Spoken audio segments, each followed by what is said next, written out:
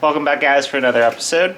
So the last you saw of our Cressida was us bringing another one home.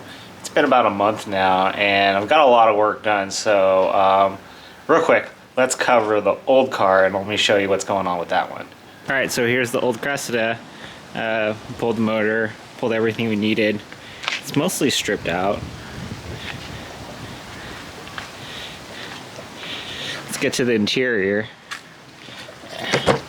You know, I'm slowly using it as a junk car for everything that I don't need. You know, like we pull all the door speakers out, this mirrors. This is the dash that came in the other car, so yeah, I went ahead and swapped the dash over to the new car, and all the stuff on the interior. As you can tell, there's not much left, and everything I didn't need pretty much threw into this car. I got rid of these taillights, or I'm holding on to these taillights. Still got to take off my roof spoiler and all that. And you can kind of see all the fender work I did prior, and even with it as high as I could get it, cut like straight across over here, it was still rubbing. So I'm not sure if I'm just gonna have to cut this whole bottom side out next time around and you know, do it the same way, or do it Justin's way and just cut the whole inner out and then eventually block off the backside right here. But we'll get to that later. I'm not cutting these fenders out on the new car yet. But yeah, we threw it up on stock rear suspension because I need this car to roll when they tow it out of here. And this is how it looks now. But really what this episode is about today is the new car. So without further ado, let me show you what's going on with the new car. Got it started yesterday. That was what the intro clip was all about. This is the 7M out of the silver car.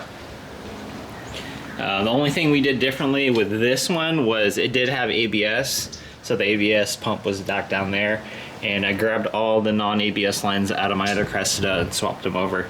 To do that, you gotta grab the lines, pretty much go into the front brakes, and behind my little alarm speaker there's the proportioning valve, and you're gonna have to move that over too. So if you find a non-ABS Cressida, you can get that hooked up by just pulling the front lines and removing the pump, and yeah, then you just slap everything back together and you have the non-ABS system. What was cool with the ABS system was that it came with some extra lines where the back fitting is on this side. I think on the non-ABS one, both fittings are vertical, so the ABS lines help me out to relocate the port to the correct side. Otherwise, I'd have some weird brake line that goes up and over and around the back and neck back in this way. So yeah, I'm using a combination of ABS and non-ABS lines to get my, I think this is the Toyota T100 Master, which is has a larger bore because I'm running the Z brakes. You know, bigger brakes require a little bit more fluid to push through to get the pedal feel right. So I upgraded the Master, and this time around, or at least for now, I don't have a hydro hooked up. So no inline hydro this time, just gonna run this Master to 4 brakes and see how it feels. Other than that though, everything else in here is stock. When we did the swap, it was beneficial, or it made sense to go ahead and tuck the harness over the fender. So what you do here is, or at least when everything is taken out, there's only a couple connectors still left in the engine bay on this side.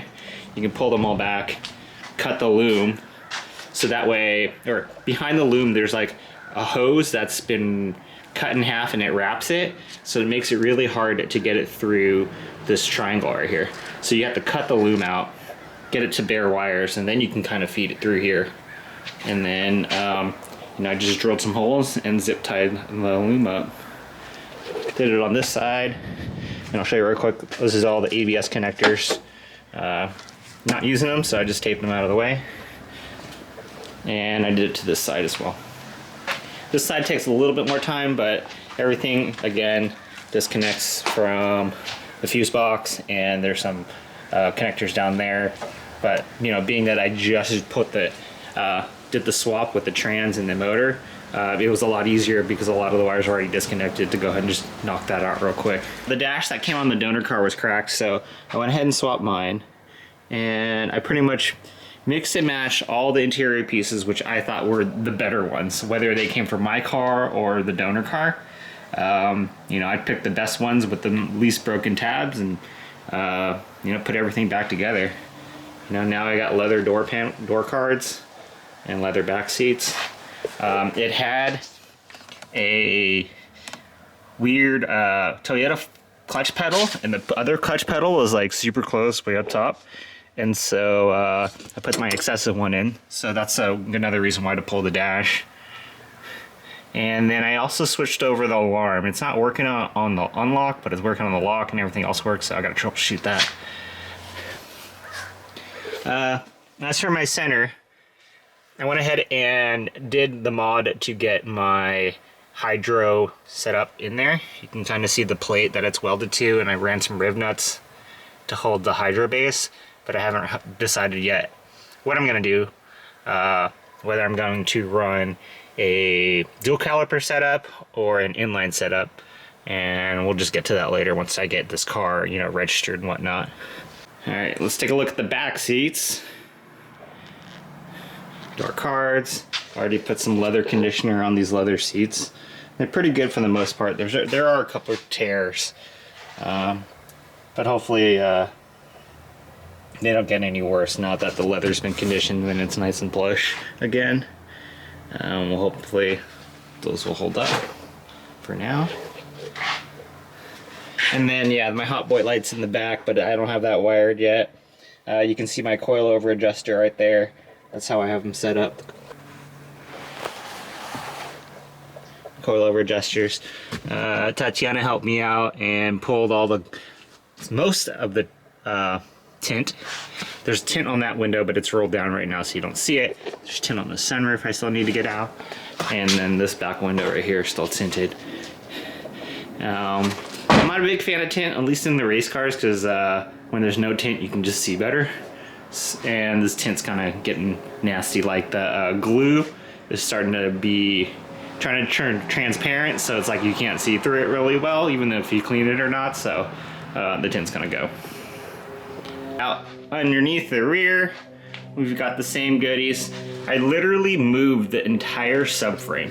So the subframe's holding by 4 big bolts, and there's on those by those bolts there's also some brackets. But if you drop that and you've already got the drive shaft out, you disconnect the brake lines and, you know, unloosen your coilover either from here or from the 3 top hat nuts. You can literally drop the whole subframe out. And if it wasn't for this thing right here, the Harbor Freight transmission jack, it would be a lot harder to do. But I bought one of these knowing that I was going to have to do this job, and pretty much made life way easier than it should have been to be able to swap these subframes and lower them. And I also use it for the gas tank.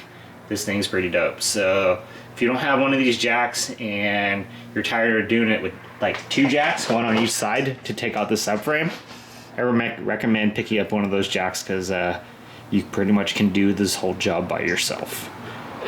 Subframe that's already been plated, reinforced, and I'm running a Mark III Super Diff with the excessive brackets. Didn't have to touch any of those bolts, just literally moved over the subframe with the brakes and everything. This whole gas tank had to be moved along with the lines because the fuel lines from the other car were just trash. So it required pretty much unbolting the 10 feet of hard line underneath this car and transferring it over from the one Cressida to another, and you know, trying my best to not break any of the brittle clips and, you know, put everything back the way it was. But now this tank and the fuel lines are the same ones from my old Cressida. Nothing's different between the 2 years, 91, 92. For me, it was exactly the same. Haven't put the taillights in, but you know, I just wanted to wash the car and clean all this crap that hasn't been cleaned in forever before I throw my taillights in. And then the bash bar comes off my old car.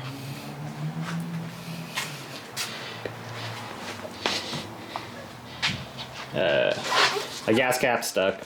I gotta figure out what the heck's up with that, or just move the other gas cap from the other car over. I mean, I'm gonna paint the whole thing.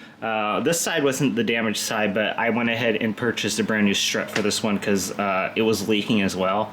So we have new strut. This tube got replaced on the other side. Yeah, so Herb hooked me up. I drove all the way to LA. He bought my trans. I picked up the knuckle.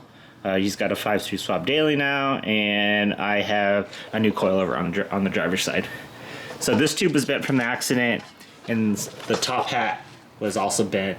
So that's new on the other side, and plus 2 new struts from Fortune. So ordered that back in, I'm gonna say around New Year's. That came in like a week and a half ago. So I got my coilovers on, Z32 brakes, excessive tension rods, the bushings, or the bushing inserts. They're not actually the full bushings, but they're inserts that go into the factory bushings. And your tie rod extensions, which I also had to fix the other side. And now I'm running brand new inners and outers, just because who knows what happened after the accident, and I refreshed everything, so we're Gucci again. New ball joints. New ball joints for the lower control arms, and then I just hit them for some fresh paint. I did to both sides. So let's take a look at the list I just made earlier, show you what's going on. These are all the things I still need to do before this thing is, I would consider roadworthy. Today though, I'm gonna go ahead and bleed the brakes, bleed the clutch, and maybe adjust the ride height on this coilover. Just because I reassembled both coilovers, I didn't measure them all, so I'm gonna try to get the ride height right, and do the center of the steering wheel. On my list, we're gonna do brakes first. So I have the brake bleeder, power bleeder, hooked up to the master. That's what we're gonna do first today.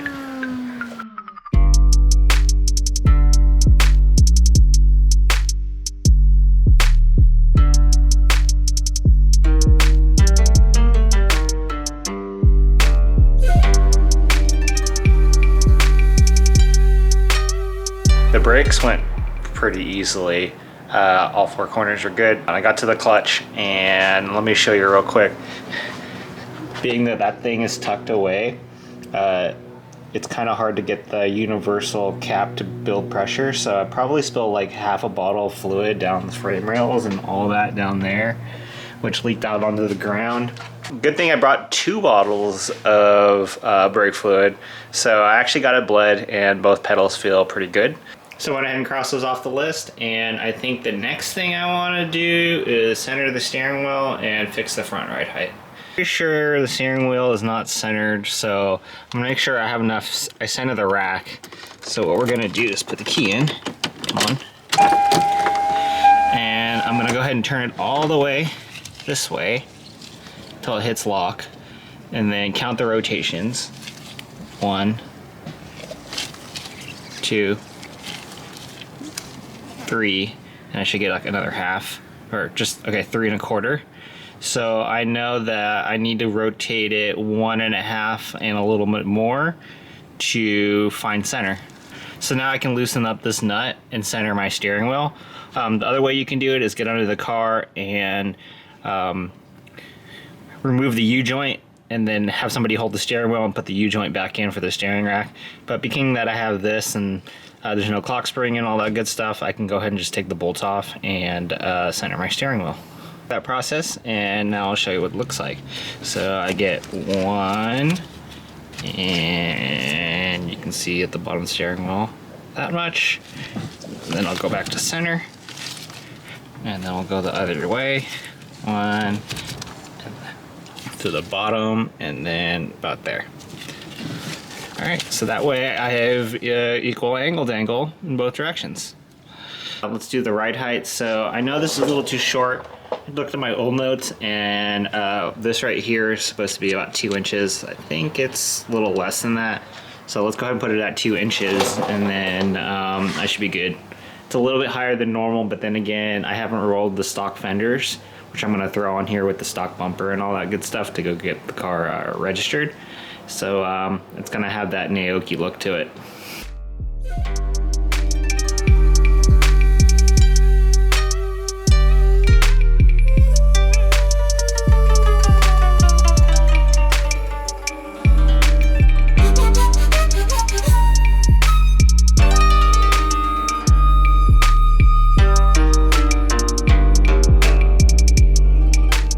Covers weren't too bad. Just went ahead and adjusted them. Also tightened down the preload collars and the locking collar.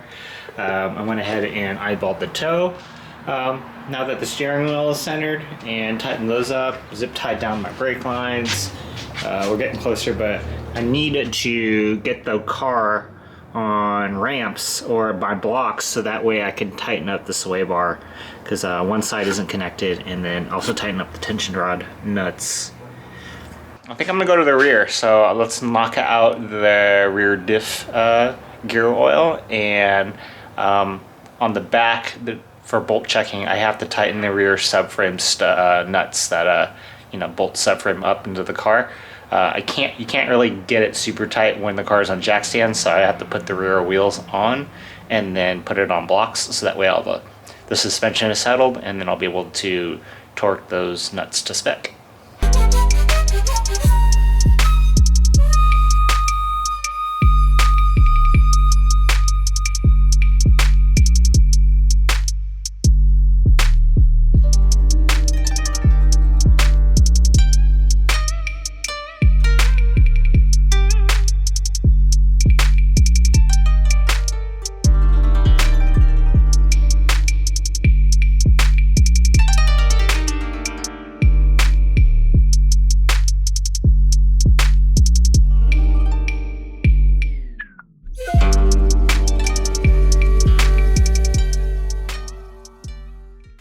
Okay, we're done with the rear end. I tightened those subframe bolts and I changed the diff fluid. We still have the exhaust to do tomorrow. I'm not looking forward to that. That's why I didn't do it today. I still gotta do an alignment on the front end and put the exterior back together for the most part. That's it for today. I'm gonna go ahead and pick up on this tomorrow, and we'll keep wrenching. This morning, I took care of some easy stuff. The weather's been kind of weird. It rained earlier this week, and now that it's clear again, it's kind of breezy and kind of cold, so didn't want to lay on the garage floor and do the exhaust this morning, so I went ahead and just wrapped up the interior. So let me go ahead and just show you what the completed interior looks like. I got the other racing seat in. I ordered it about a year ago. It came in maybe about less than a month ago. I just had to put some seat rails and the seat base. I run both planted brackets on both seats. This one I didn't put on sliders. I just bolted the side rails to the base. Door cards, interior. Again, no hydro, but it's the brackets down there. Got my shifter installed and the boot and the center console. Both of my armrests were bad, and this is the better one, so I gotta figure out what I'm gonna do about fixing that or reupholstering the top. But yeah, there's the other seat. The other seat's a big boy seat, so it's one size fits all passengers. The thing we gotta do today is this. I've been dreading on this because I just don't want to uninstall stuff, but I'm gonna have to take the intake off so I can get to the heat shield, and there's 3 bolts that hold on the lower part of the exhaust. So one of the bolts wasn't playing nicely, so I either got to drill it out or retap the hole. So we'll figure out what's easiest. So the list is almost done. We got to bolt check the front. I know the tension rod bolts and the sway bar isn't connected, so I got to take care of that. Headers and exhaust, that's what we're going to work on next. Toe alignment and camber. I pulled out the camber gauge, and this one is 4.6, another one is 4.8. That's a negative. So I'm going to call it good enough until I actually get it on my alignment deal. But for now, I can just toe plate it. The steering wheel will probably be off by a little bit, but it'll be drivable. Alarm, I can fix that later. Rear end links, I already have those ordered. Front end, yeah, I gotta reassemble the front end. I gotta figure out which fenders are gonna fit better. Either the fenders I got from the silver car, or if I can fit the stock fenders on, I'll fit the stock fenders on. Front end, that means like bumper and corner lights and turn signals. I'll just dig that out of the garage, or sorry, out of the backyard, and put on the front bumper. And taillights, and I guess the valve cover, spark plugs, tint, hot boy lights, that can all come later. But for taillights, yeah, there's nothing back there right now. Just gotta go find the box and put the lights in, the license plate back in, and we'll be able to go drive this thing around. So let's tackle the hard part and get the exhaust bolted up on this car.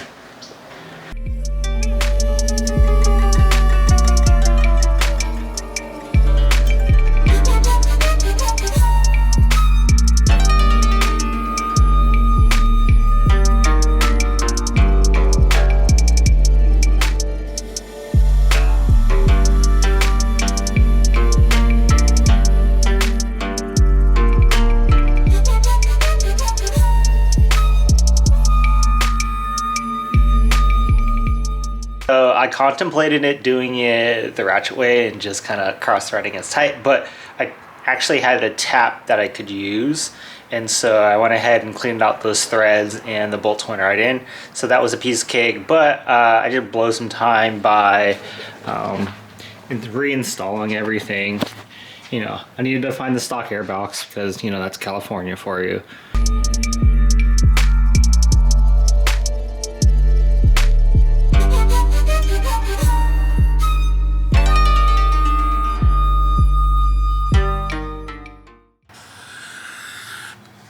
We're done with the headers and exhaust.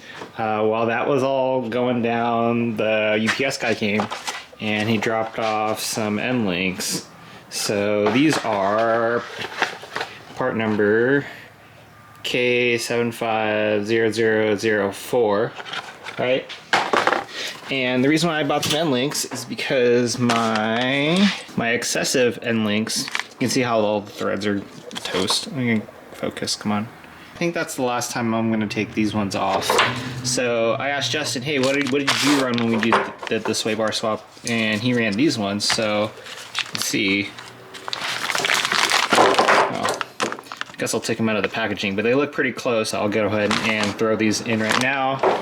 I took the car off stands and it's on blocks now, so that way this rear suspension is somewhat settled and I can install these end links without giving me too much trouble.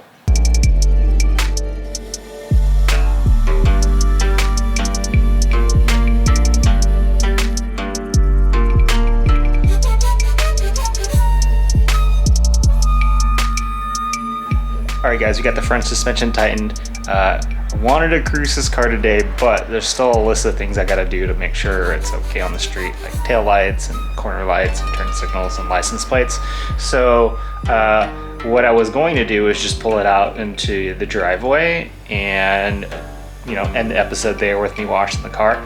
But I went to turn the car on and the battery's dead. So like it started every time since I put the battery in, but today I like left the door open, I was doing some stuff, must have drained the battery, and when I turned the key, nothing happened. So I'm gonna call it for today. Tomorrow you guys are gonna see the car actually drive out of the garage into the driveway.